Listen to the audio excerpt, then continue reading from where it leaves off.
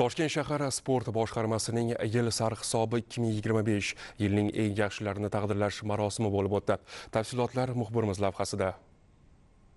Toshkent shahar sport boshqarmasining yil sarhisobi 2025 tadbirida so'zga chiqqanlar mahallalarda yoshlar o'rtasida ommaviy sport musobaqalarini tizimli tashkil etish orqali sog'lom turmush tarzini keng targ'ib qilish, ularni ommaviy sportga jalb etishni yangi bosqichga olib chiqish zarurligi ta'kidlandi. Shuningdek, 2022-2026 yillarga mo'ljallangan Yangi O'zbekistonning taraqqiyot strategiyasi 67-maqsadida belgilangan vazifalarning ijrosini ta'minlash maqsadida 7 yoshdan 30 yoshgacha bo'lgan yoshlarni sport bilan muntazam shug'ullanishlari uchun mexanizm yaratilgani qayd etildi.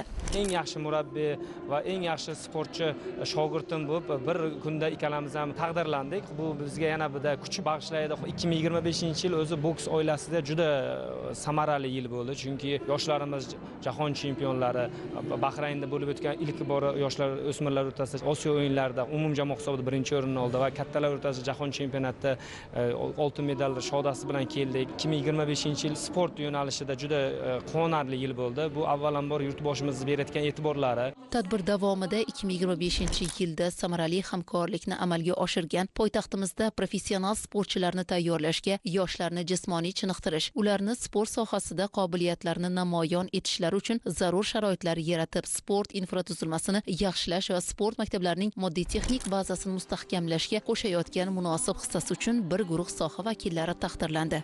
Toshkent shaharidan eng yaxshi sportchi berildi. Bundan men juda ham xursandman. Bu biz uchun juda katta motivatsiya. 2025-yil kattalar o'rtasida O'zbekiston chempioni bo'ldim va Jahon Kubogi 2 karra chempioni bo'ldim, jahon chempioni bo'ldim. Bu yil men uchun juda ham omadli keldi desa ham bo'ladi. Eng yaxshi murabbiy unvonini oldik. Xursandmiz.